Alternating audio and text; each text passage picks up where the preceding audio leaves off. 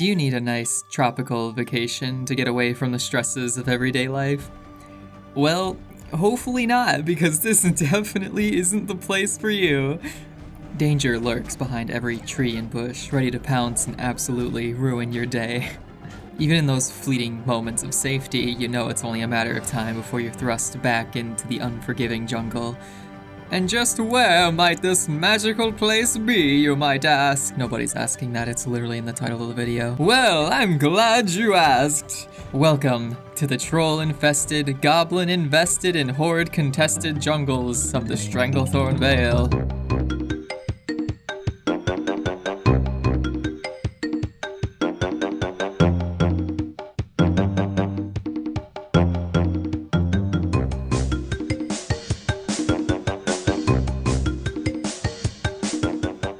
Our adventure into the jungle begins in Booty Bay as we arrive by boat. Already there's so many people that need our help, but holy shit, some of these are way out of the realm of possibility. Like literally half of everything here is red for us, which is really not what you like to see. But honestly, it makes sense. I'm pretty sure Stranglethorn is one of the busiest zones in Classic. There's a lot to do here. Crank Fizzlebub here wants us to collect singing crystal shards from some of the basilisks way up north. He's been wanting to sell them, but the evil venture company is making things difficult. Not gonna lie, even after all these years of playing, I still don't really know who the venture company is. Aside from, ooh, big scary evil company, oh god. I mean, they've probably got something going for them, but Kabak upstairs has a more direct approach to dealing with the venture company and their crystals. Instead of collecting them from their source, we're to just nab them from the venture company themselves. The self-proclaimed finest leatherworker of the South Seas and worlds old and new, Drizzlick, also needs us to collect some crocodile skins for him. Lad's gotta make some boots, but can't be bothered to go get the materials on his own. Classic. Finally, Krazik would like us to visit a camp up north, as apparently some hunters have set up shop, one of which being the renowned Hemet Nessenwary. He's certainly well connected if we get his meaning, which I really don't. I don't know, probably something poaching related. Shit, man. Now, instead of trudging through the jungle to reach these various destinations, we decide it's much safer to just fly back to Duskwood and walk the rest of the way. Even after I'm done with this zone, I can't escape walking across the entirety of it. We find this camp and indeed find several hunters just standing in a circle, spacing the fuck out. I'd fit right in with these people. Barnell Stonepot welcomes us to the camp and points us to Hemet himself, this renowned war hero of the Alliance and master big game hunter. Apparently, the lad can give us some hunting pointers. Not really why I'm here, but sure, my guy, why not? Hemet's here hunting a great and elusive beast and sees that we might have potential to take part in the hunt as well. However, we must first prove ourselves by committing various crimes against nature. Namely just murdering everything and anything that moves within the jungle. While Hemet himself wants us to start hunting raptors, Jackie wants us to nab tigers, and Sir S.J. Erlgdin wants panthers. All of these combined with the basilisks and crocodiles really just leaves us decimating the local wildlife, goddamn. With each round of these quests from the hunters, they tell us to go out and kill 10 of each of these creatures. However, it's interesting that they don't really ask for any sort of trophy back. Like, what's stopping us from leaving for an hour and coming back like, oh man, those panthers were sure something. Like, we have absolutely no proof that we actually did these things. Unless they're watching us. Nah, they wouldn't do that. Or would they? Oh well, let's just get to it.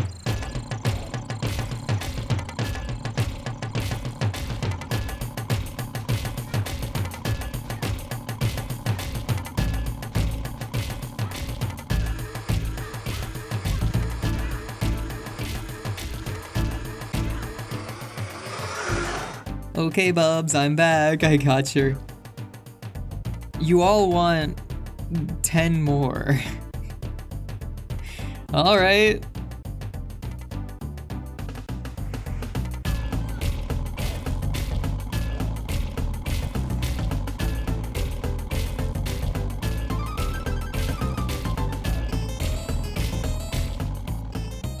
Okay, so about that hunt that I could help with, can we... more?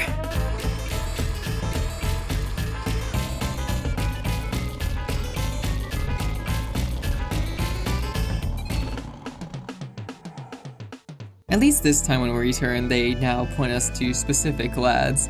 Namely, we only do the tiger for now, a friend named Sindal.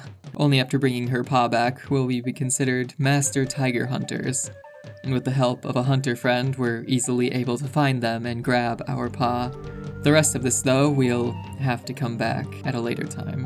While we were out and about endangering the local wildlife, we'd also picked up those gator skins for Drizzlick. Unfortunately, this lad still needs more to make these famous Excelsior boots of his. We need skins from even bigger gators. Crikey, mate, now that's a gator. I'm gonna go wrestle it. Somehow, though, not even these are enough for him. We need just one more finishing touch. The skin of an elder crocolisk. Oh, you mean that big, scary elite that we've been seeing around? No thanks, maybe later. Finally, we'd also collected the various shards from the basilisks while killing raptors before. Though they took a bit to get. Lads just really didn't want me to get these shards, damn. Similarly, the Venture Company goblins also weren't too keen on giving up their shinies. They're precious. In returning the shards to Crank, he's now demanding that we deal with the Venture Company mining near Crystal Vein Mine. Oh, now we're resorting to violence, okay. For you see, they are keeping hard-working goblins, like Crank here, from making any honest gold. Yeah, no, I don't believe that for a second. But where to take these crystals they're finding within the surrounding hills? Kebok, though, doesn't really have anything to add. These tumbled crystals from the Venture Company lads are more than enough for him. The jungles of Stranglethorn have much more than just hostile beasties to be careful of, though. There's something more malevolent haunting these lands. Something unseen, strange magics that are beyond comprehension. So now, of course, it falls onto us to figure out what the hell is going on. Aside from hearing rumors of these delightful hunter friends up north, Krazik's also got a couple other things for us as well. First, we're to deliver supplies up to Private Thorson at a rebel camp up north. They've needed supplies for a while, but the attacking trolls have been making things rather difficult. On top of that, Krazik's also heard rumors of a haunted island up in that area as well. Water elementals, a raving goblin ghost, and at least that's what the sailors have been telling him. He wants us to bring the story to Baron Revelgaz just outside. The Baron's interested and wants to investigate, but more so for this artifact called the Stone of the Tides. He'd like to add it to his collection, and if all these rumors are to be believed, that stone has to be on the island. He hands us a library script so we can go do a bit of research on the stone and sends us on our way. Back in Stormwind, we grab this book that the Baron had recommended and begin reading at once. It's written by Archmage Ansarim Runeweaver of Dalaran, the City of Mages. In short, the Gurubashi trolls in the area revere the sea above all. Through various fragments of legends, Ansarim was able to piece things together to paint a clear picture of the stone and its importance. This Stone of the Tides allowed its bearer to control water, river, rains, tide, everything. It's believed to be a physical manifestation of the powers of the Water Lord, a powerful elemental of the seas. The stone, like the tides, entered and departed, never staying in mortal possession for long. The first one to hold the stone was a troll warrior that steadily grew to realize that he could now control water. He traveled to Zul'Gurub to show his power to the Emperor and was immediately given a place of honor, as well as the title of Tidebearer. As time passed, the Tidebearer became more reclusive, for the stone also came with a curse. The Tidebearer was fading away with the ebb and flow of the tides, and in his dying days he returned to the beach where he'd found the stone. He walked off into the sea, and was never seen again. Generations would pass before another Tidebearer would be named, and the cycle would continue. Ansarim himself is interested in the regularity of it, thinking that there's some higher power responsible for both creating the stone and handing it off to mortal hands. Mostly, though, he wonders why it's happening. So we indeed find this seemingly haunted island, and it's filled with elementals, as well as this small goblin friend that fades in and out of existence. Honestly, that alone would definitely make the place seem haunted. We report our findings back to the Baron, and he says that he's going to need the help of some of these Dalaran wizards to dispel the curse. It's the only way that he can safely keep the stone for himself. To get a taste of the magic associated with it, we're to grab the bracers from a handful of these elementals and bring them back. While grabbing these bracers though, I see this other paladin absolutely powering through several at a time with ease. It makes me wonder what I'm doing wrong.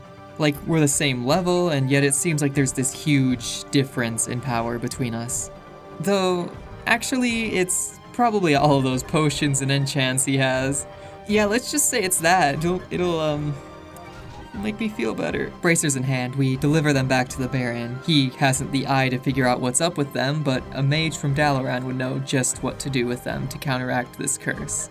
Namely, Archmage Ansarim Runeweaver, the author of the book we'd read.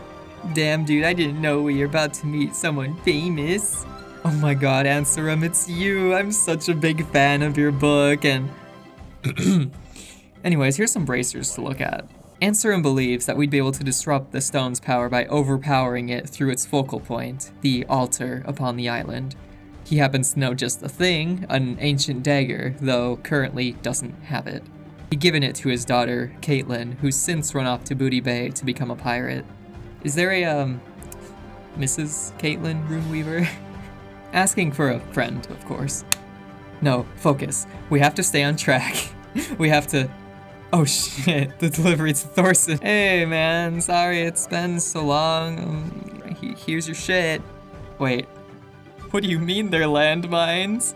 So apparently these landmines were to help defend them against, and I quote, that animal Curzon and his men. Damn dude, tell me how you really feel. But in talking with some of the others, we learn that this rebel camp is currently fighting against this Curzon fella and needs all the help that they can get as they're outmanned 10-1. Sergeant Yoa needs us to grab a good bit of jungle remedies as well as a venom fern extract from their medicine men. They've been using these remedies to heal their own men while also poisoning the rebels with the extracts. While we're in there, we've also got to rough up a good bit of their fighters. 100% related, but Corporal Caleb also needs Krazig to repair his crockpot. This is definitely relevant to the story, I swear. So relevant, in fact, that we're going to drop everything else to do this first. Krazig's able to repair it, but only if we help him with something first. He wants bloodstone ore from a mine far to the north in the Arathi Highlands. Oh man, we've been there before. We take a nice long field trip to Arathi and go about collecting this ore. I really need to come back to this place later on. There's so many minerals in here. Several bits of bloodstone later, and we return to Krazig, who's now repaired this crockpot. He's even added a brand new steam whistle and a chopper in the bottom that can cut clear through leg bones. I don't want to be anywhere near that shit. Caleb, however, is absolutely thrilled to see it. Whatever makes you happy, I guess. Oh shit, right, we were helping these guys. Just outside of here lies Curzon's camp, filled to the brim with jungle fighters and medicine men. We're out here to ruin their days specifically. R/male living space be like. You know, this is getting pretty easy. At least in the sense of that I don't really feel like I'm in any danger anymore and... Wait. What do you mean it's page 27? Just how many are there? This here is just one page of many for a manuscript that Hemet Nessingwary has been writing.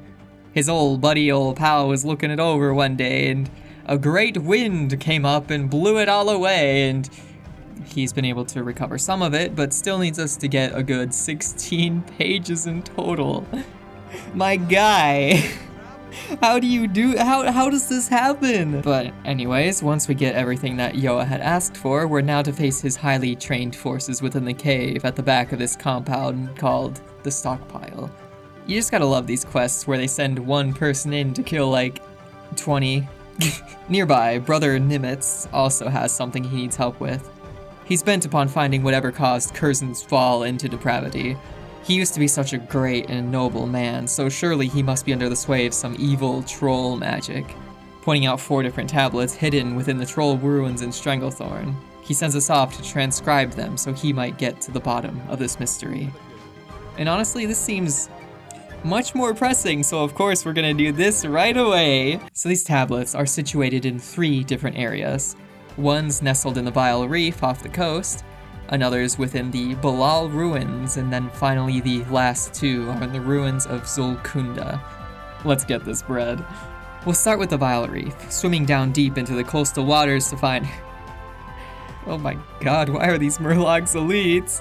Well, just gonna sneak right by you there and grab this here tablet and don't mind me. Just for the next, we'll head to Zulkunda and grab both of those 2, and holy shit, this place is packed. There are literally 12 trolls on my screen right now, and that's not even counting the patrol that's being blocked by the ruins. God, and I thought murloc camps were sketchy as fuck. While proceeding with the utmost care, we're able to snag one of them. Great, just another one to go, and then we'll... Why am I in combat? Oh god! Good news, everyone! I've made some friends! This is a first for me, I'm really excited. Seeing that there's currently 3 lads blocking the ramp up and trying to Skyrim my way over the nearby mountain didn't work, we're gonna have to call in reinforcements. Oh my god, thank you, someone else is here. Hey, can you please help me out? So we found ourselves another friend, and I didn't even have to bribe them. This time, the entire way up to this ramp, I was hyping up how rough it was going to be, and there was just nobody there. Not a single soul was present. Man, I feel like such a dumbass. Grabbing this 3rd one, all that remained was the last tablet in the Balaal ruins to the south. Why do there have to be so many trolls, man? Carefully, we once more go about defusing this bomb, and it even decided to blow up a couple times. God, these shamans hit like a truck. Slowly but steadily, we finally squeeze our way behind this last tablet and collect that as well. With all 4 of these troll legends transcribed, we return them to Brother Nimitz. While he goes about studying these various legends, which honestly I failed to see much relevance to them, but I'm also known to be dense as fuck, he'd also like us to go out and grab some of these skull splitter fetishes, and damn dude, I didn't know you were freaky like that. It's not that kind, you dumbass!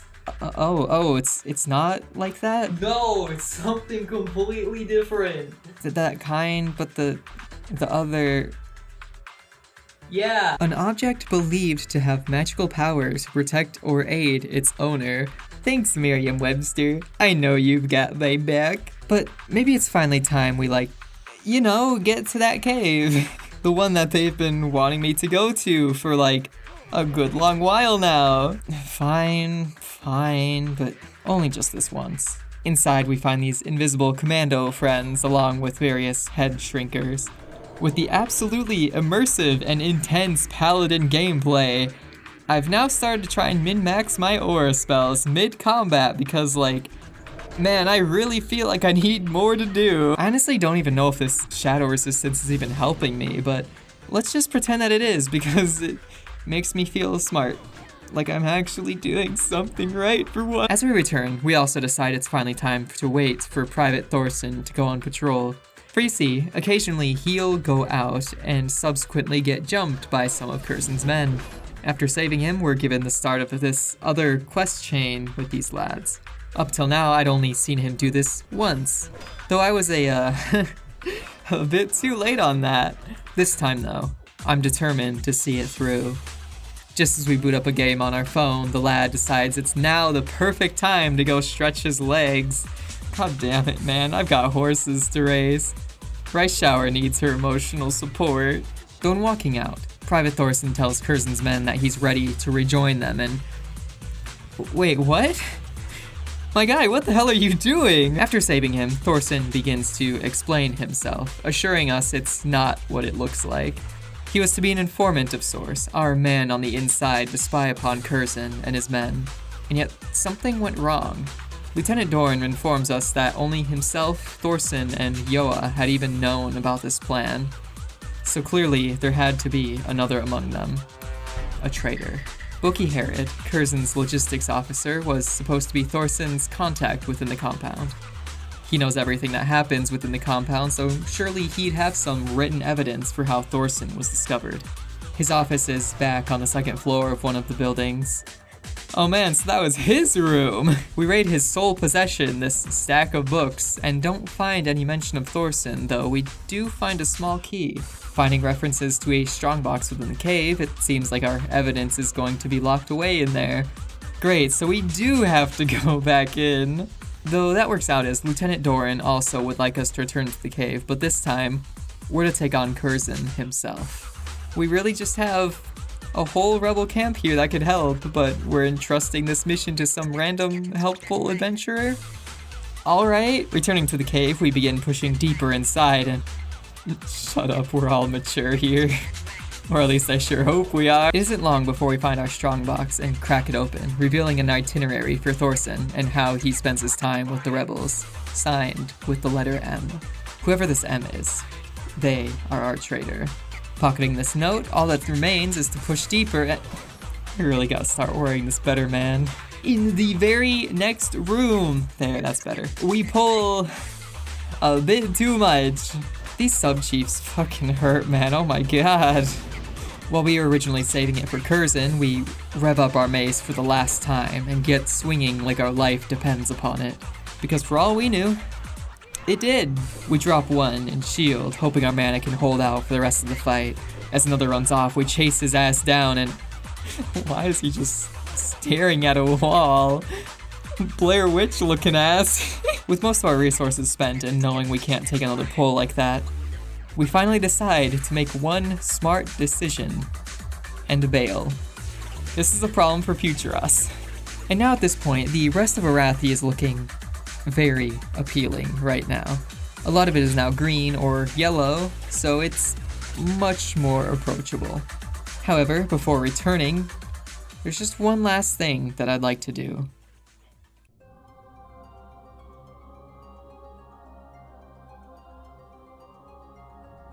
The Scarlet Monastery is still a dungeon I really don't quite understand. More so just in the aspect that it has 4 different wings to it. It's like the place is just 4 smaller dungeons crammed together to create one much larger one. Which honestly is cool as fuck, though it does make the level ranges a bit wonky. I mean, the place has a suggested level range of 26 to 45. How the hell does that even work? Like, it'll start with the graveyard, which apparently is recommended to be 26 to 36, and then it ends with the cathedral, which is recommended to be 35 to 45. And then the armory and library are just sort of somewhere in between. I don't know about you, but that just seems like such a huge range. Like, it's great, but also weird. Our adventure into the monastery begins in Stormwind, though, as Brother Crowley in the cathedral tells us of rumors of an undead infestation in the distant lands known as Desolus. Brother Anton, upon hearing about this, immediately headed over to destroy this undead menace, and he's looking for brave individuals to assist him.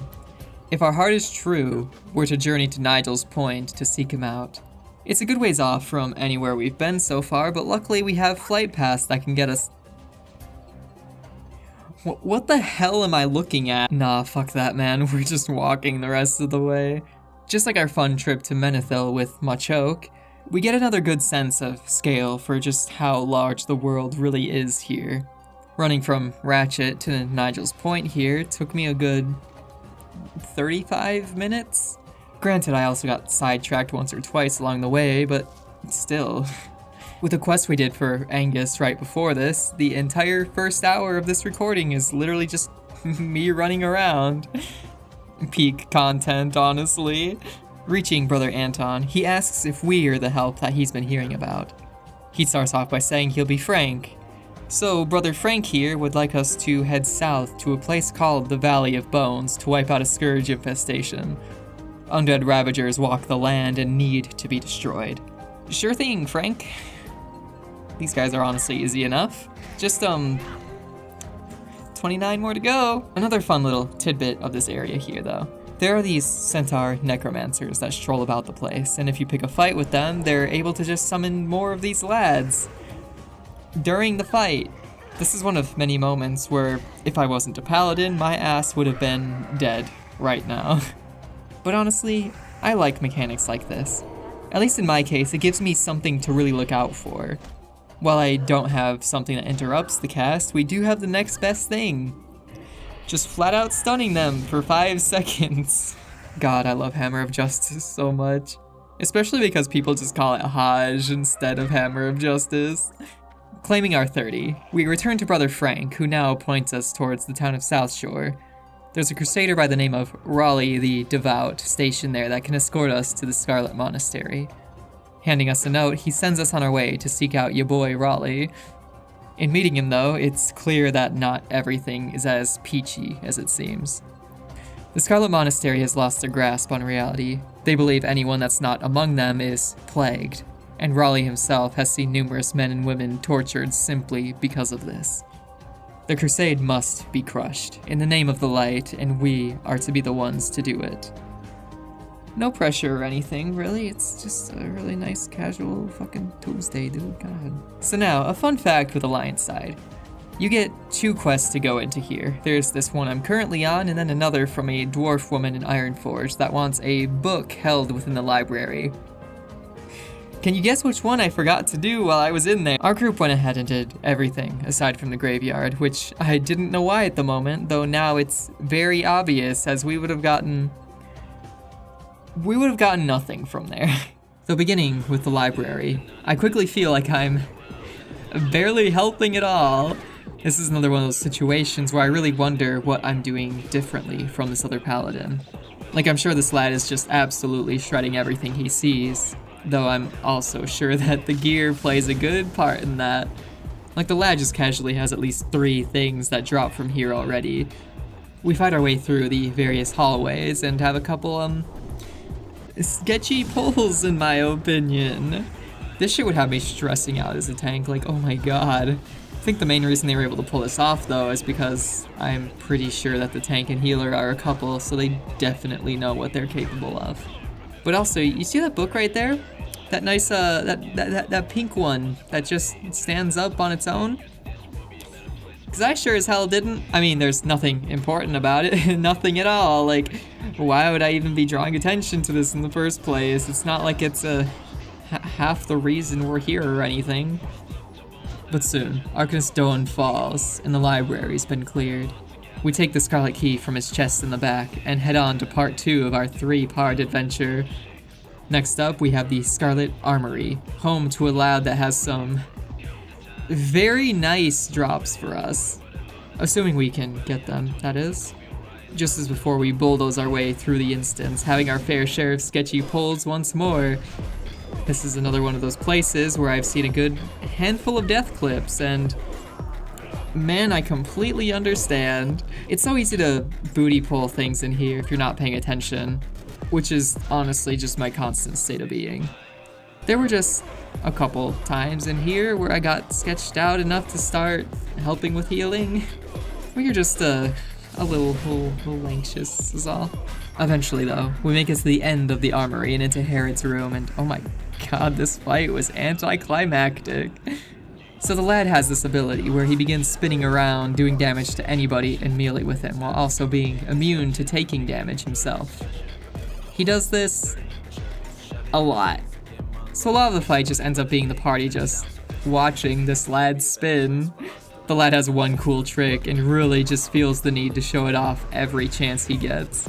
Several dizzying spins later, and the lad falls, dropping his shoulders or... shoulder? I don't know, man. There's only one that actually shows, but that shit's mine. God, this looks so nice. There are also these lads in the entryway that the mage obliterated, and a good couple of them dropped tabards for us. So hell yeah, we've got one of those as well now. Bro, we look so cool. With 2 sections down, we're now brought to our finale, the cathedral. This is where we really had to focus up a bit. Everything up till now was easy baby mold, but these guys were now our level. They were actually, dare I say, dangerous. But that didn't stop our tank from pulling nearly 6 at once.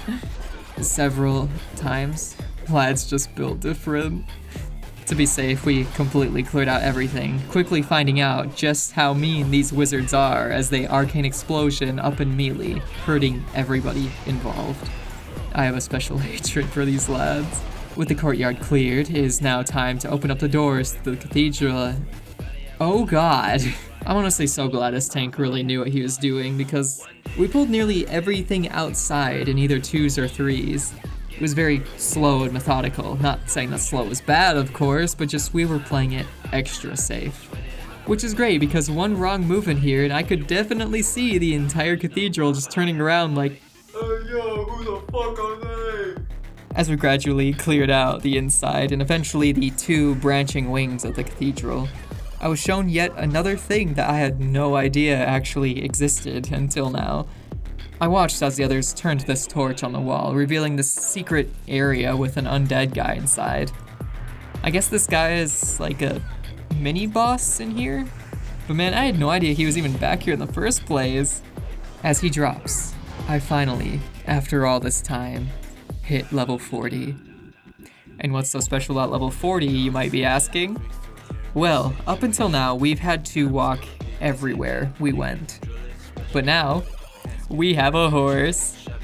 Or, we will, eventually. After this, once the entire cathedral was cleared away, we were left with the final boss of Scarlet Monastery, Scarlet Commander Maugraine. And this lad is a fun 2-part fight.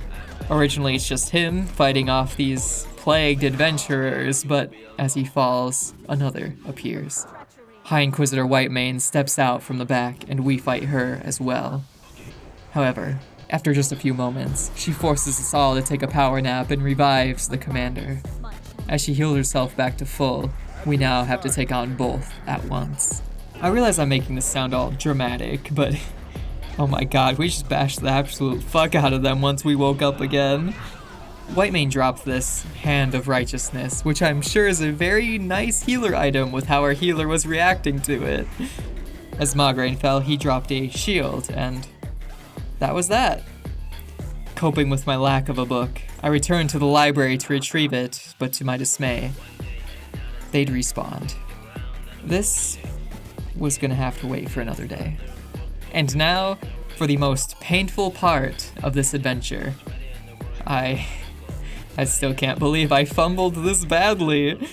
So you see this axe that's part of the quest rewards. That looks really nice and would be a massive upgrade for me. Except, I was under this impression that we couldn't use axes, as I was sure that I had already learned every weapon that I could. Even though our paladin was clearly using an axe the entire time, I didn't get the axe. Instead, we got this sword, which I mean technically is still good, but not nearly as good as it could be. We went so long before coming to this realization that we could use axes. It wasn't until we were back mass smelting some of our ore that we decided to look into this. And I also decided to unmute myself for a bit of my genuine reaction to this bullshit. Like, what do you mean? we gotta see this shit. I'm gonna cry.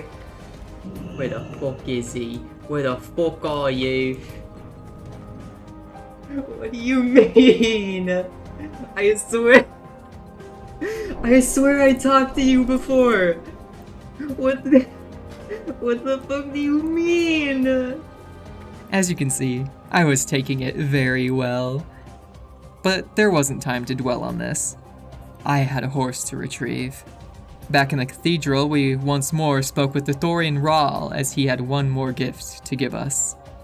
This time, there was no grand quest to achieve, no adventures to be had. For our dedication to the Order, we're given this great boon freely, though told that later on, when time permits, there will be a much greater challenge to face. For now, though, we're to receive our war horse. There will be time to grieve the loss of our ex later, but for now, we celebrate because we have a fucking horse, baby. Let's go! Horse mouth, take me to the land, want me to the land, and I'm by the hand. Horse mouth, take me by the hell, to the world. Horse mouth, take me to the bird, horse mouth.